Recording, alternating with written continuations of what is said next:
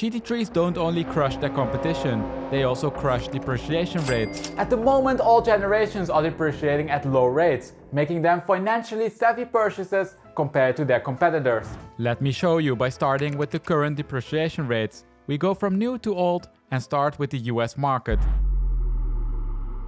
We can see that prices have been falling since its introduction, but that they were relatively stable since the second half of 2024. Yes, they're decreasing, but only slowly. Compared to last year, 992s lost on average 6.2% or $17,300. For the touring variant, this is 3.9% or $10,700. But I wouldn't read too much into these differences. The fact that prices are drifting lower, of course, doesn't mean that they're cheap. A relatively high-spec example can go up to an MSRP of $240,000. Yet, market prices only start at $220,000 for the highest mileage examples or the lowest spec examples. So prices are still above or at MSRP, following the initial high price level and low depreciation during last year. Let's continue now with the 991s, arguably the one to have right now. Over here we have the price trend split by the .1s and .2s. The .2 Tourings are excluded. Overall, these markets follow each other very closely. We can of course see a big surge during the pandemic, but contrary to what we see in competitor markets, prices decreased much less after the top. Moreover, they quickly stabilized. Since January 2023, prices didn't really change. Compared to last year, .1s are down by 2% and .2s by 3.9%. Both changes are statistically confirmed, so they're unlikely to be the result of chance. These stable prices mean that current levels are 13 and 13.7% above pre-pandemic price levels. These numbers and all the other ones are before inflation correction.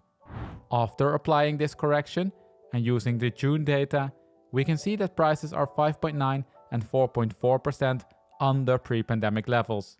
Overall, 991s are demonstrating amazing price strength.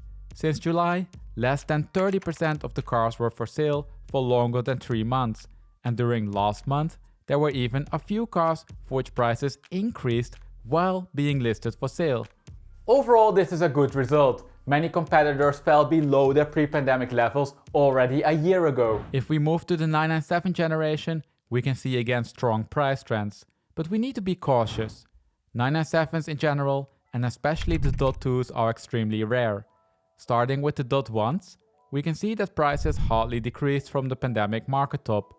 They stabilized and even have been creeping up slowly since last year. Compared to last year, prices are up by 4.9% or $7,800. Now, even though this seems like an enormous price surge, the change isn't statistically confirmed. Supply is low and the uncertainty is high. Supply for the 997.2 is even lower. It shows an increase of 3.6%, but it's only based on a handful of cars, so we're not going to pay too much attention to this generation. Let's continue with the 996. Together with the 997, this generation has demonstrated enormous price strength. Prices hardly decreased from the market top.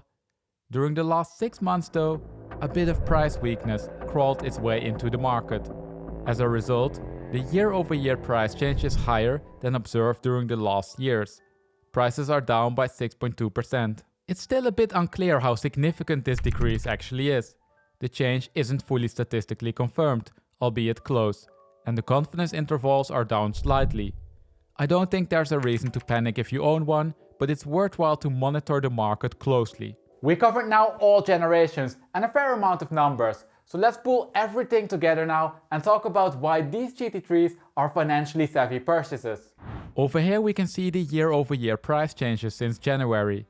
If we start with a focus on the latest one, we can see that the average price increase was 2.5%, slightly up from the 1% that we saw in June's market update video.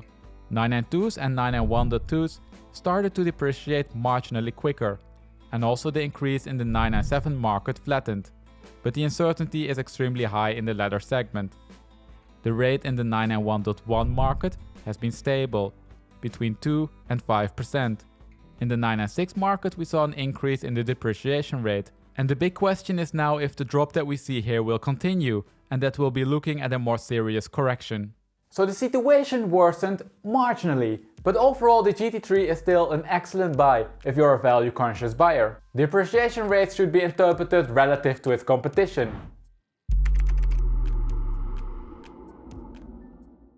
Over here we have the US year-over-year price changes for almost all cars that feature on my channel. On the horizontal axis we have the price change compared to last year in percentages, and on the vertical axis we have the number of cars to which this change applies. The average decrease during last year was 7.4%, and most cars lost between 13 and 2%. If I plot the 992, 991, 997 and 996s in here, it becomes evident that the GT3 market outperformed other markets, especially when it comes to the 992 and 991s. Newer cars tend to lose more than the average, so 992s losing less than the average is a great result if you're an owner. 996s lost perhaps more than expected, but this isn't an isolated case, as we'll see momentarily. Let's make the comparison a bit more concrete, shall we? Over here I included the GT3 numbers that we just saw, and the ones for some of its competitors. Now it turns out it's not so easy to find direct competitors, both in terms of performance and price, so I included a little bit of everything. If we start with the 992, we can see that it's performing well for its age. It's not even a competition compared to the M4 CSL and C8 Z06, and we can see that only the GT500 depreciated less. The rate for the Z06 includes price premiums, so check out the full video if you want to know more. Looking at the 991s, we can see that also they are doing extremely well. 458s are doing better, but that's not a surprise. Cars like the AMG GTR, 600 LT, R8s and V Advantages lost a lot more. The 997 GT3s are of course outperforming all of the other cars, and the 996 depreciated at the same rate as the 360.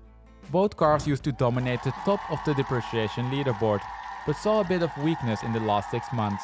It's not clear what will happen, but the latest price changes suggest that it's more likely that we'll see decreases in these rates than increases. So we saw now that relative to the market average and compared to specific cars, GT3s are depreciating at relatively low rates. If you're a value-conscious buyer and shopping in this segment, it might be worthwhile to give the GT3s a good look. But we only looked at the US market, and conclusions might not necessarily transfer to other markets. So let's have a look at Germany. I only have 1 year's worth of data, so not as much as for the US, but enough to get a rough idea of what's happening in that market. Over here we have now the year-over-year rate for the German market compared to the US market. There are similarities and differences. Let's start with the similarities.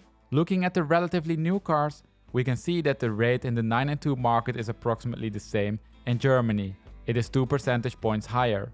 Also in the 991.1 market, the rate is slightly higher. The 991.2 market though is basically flat in Germany. It's the 996.2 generation for which things are significantly different. The 996 market in Germany is on fire, while we saw price weakness in the US. But it's not only the 996. Also the 997s are doing well, with rates of 8.7 and 4.3%. They are at the same or higher levels than in the US, but also in the German market supply for these older generations is low, meaning that the price uncertainty is high. Results therefore need to be interpreted with care.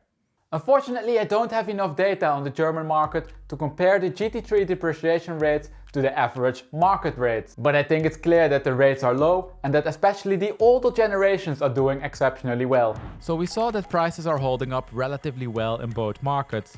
Especially the 991s and 997s are depreciating at low rates or not at all.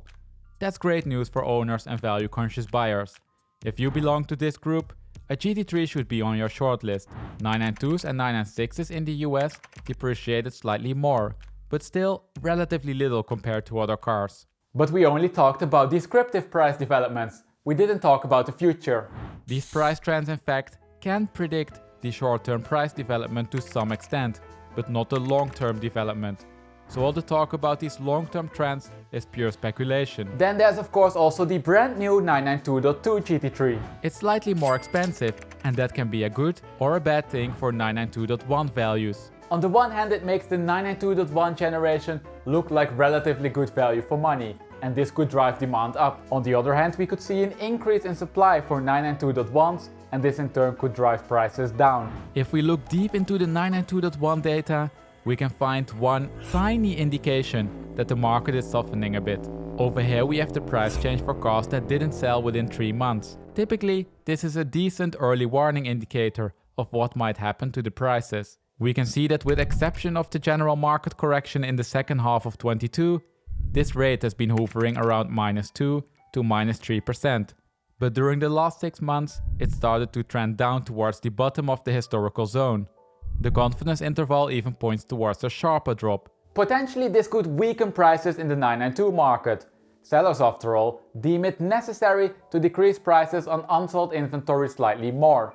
But this of course isn't a perfect indicator, so you should interpret it as such. And with that we arrived at the end of this video. Now if you enjoy this data-driven way of analyzing car prices, but would like to see a video for a different car, head over to my channel. Over there you'll find data-driven market updates for a large variety of cars. Can't find the car you're looking for? Let me know the name of that car by commenting it down below in the comment section. Once there are enough results for a certain car, I'll make a video about it. As always, thank you for watching, and I hope to see you again in 2 weeks for a fresh market update.